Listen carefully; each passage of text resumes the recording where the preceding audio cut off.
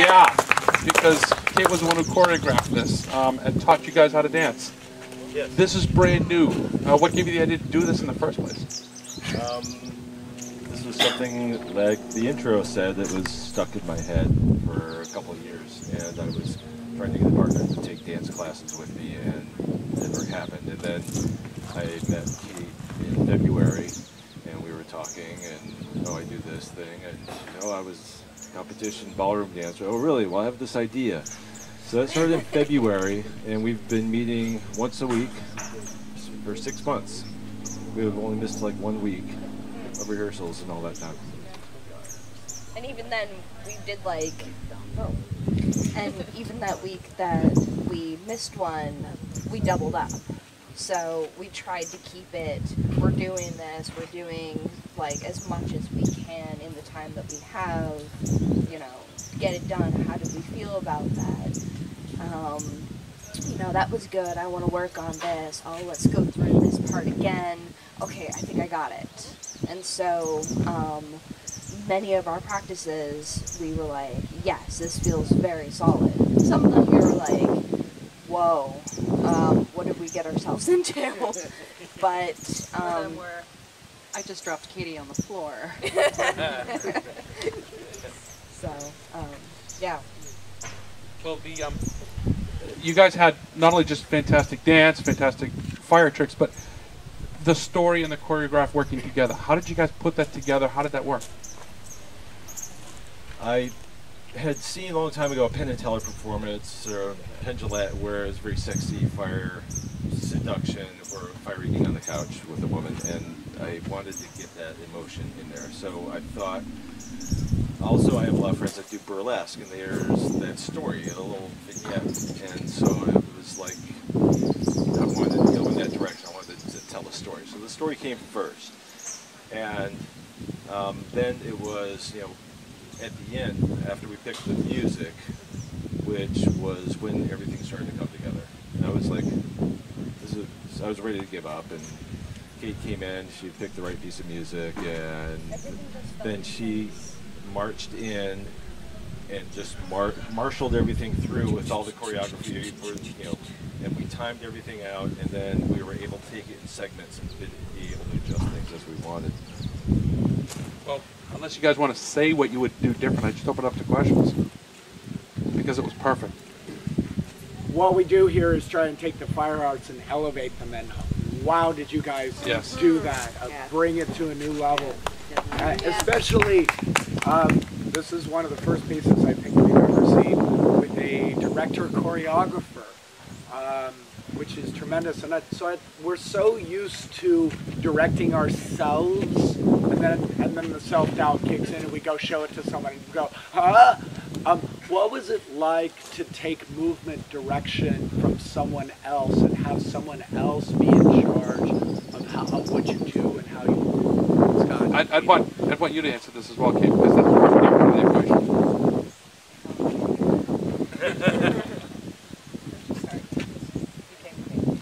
How did it feel having someone else do that? It was liberating, because it didn't feel like everything was on my shoulders to have to make every decision, and it was a collaboration, so that made it easier. Okay. I think the biggest part about all of that was, as Scott said, it was very much a collaboration between all of us. I brought all of the dance stuff, because you guys should know, these guys have never partner danced at all. Nice. Wow. Prior to this, but it's the swing, which is really not tango, honey. Not tango. Not tango. And for anyone who's not familiar with partner dancing, tango is the most difficult partner dance to learn, because it's not just your feet, it's not just your posture, it's your attitude, and it's how you hold yourself, and there's an entire story behind it in history. So these two did an incredible job learning and listening and taking the kind of direction that's necessary to put their egos down and learn and really kind of put their nose to the grindstone. So for me, it was easy to work with people who were willing to learn. They were open to it. There wasn't a lot of fighting of, no, you need to do it this way, but my body doesn't work that way. Yes, it does. Trust me. Any other questions? Meredith? It's very clear that there's a lot of trust that went into making this piece happen. What I'm curious about for each of you is what moment or part of it was the most difficult to trust in. That'll work. Like, so what part was like, all right, this is the one for each of you? And I have a feeling they may be different. Are you talking safety-wise, or are you talking... In general, just touch, movement, safety. What moment were you most like, all right, I really hope my partner or these people don't F this up? What moment did you have to trust in the most and was most frustrating, maybe? Honestly, the most difficult was at the very beginning to find people that were willing to make the commitment necessary, because I wanted this to be very professional. I wanted to fucking nail it if I was going to do this. I don't like doing things halfway, so that was important for me. Okay.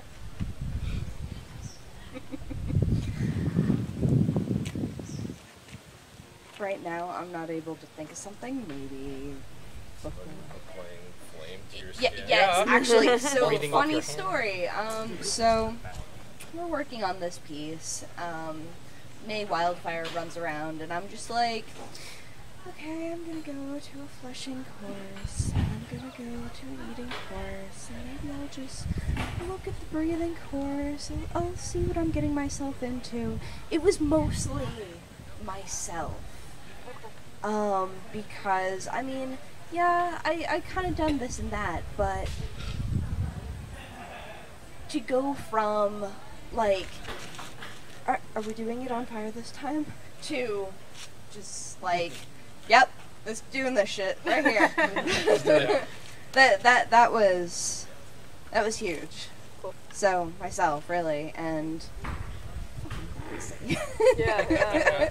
Like, you're gonna do what with what, and yeah, let's try this. Cool. The first time that we had done the breath off my hand, which we recorded, which was one of the pieces that we sent in, my reaction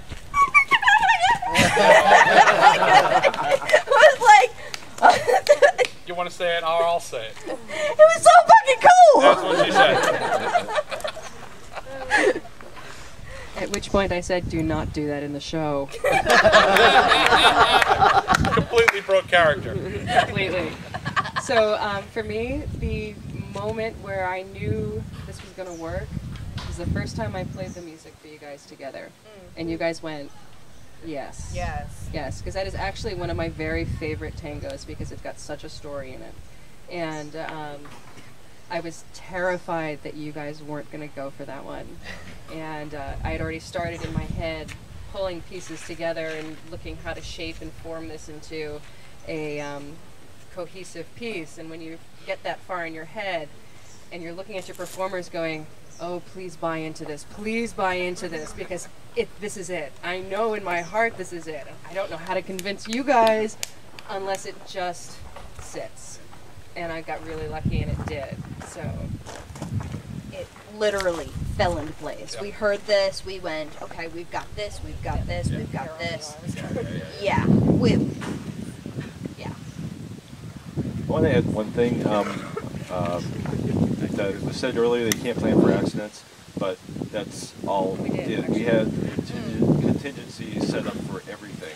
If it was too windy, we have LED wands that we built, so we could go through the whole performance with LED if we had to do it in the wind, or in the rain, or inside. If we were inside, we fire breath, we had glitter. We could blow glitter off our hand. What to do if the candle goes out. Just everything, and that was why we had to learn how to dance first, because if something went wrong, we'd know how to get back to where we needed to be. Alright. that was something I actually really kind of beat into you guys, is I refused to teach you guys choreography for the first 2 months that we did this. I insisted that you needed to learn how to dance a tango, because if something goes wrong, you've got to be able to dance. You got to be able to keep going. And if you just teach someone just straight choreography, you miss a step, the music drops, the lights go out, you hit the rock. You have to have a way to recover. And if you don't know how to actually do the dance. If all you have is the piece that you've memorized, then you have nothing to fall back on. So there's a level of confidence that you guys were able to develop because I forced you guys to learn to dance. And So that happened. We made a small mistake. We made a small mistake, and you guys probably didn't even notice because we just went through it. Everybody drops their prop, and it happens to you guys too. But you recover from. Oh, thank you. Thank you. Thank you. That was a unique and amazing.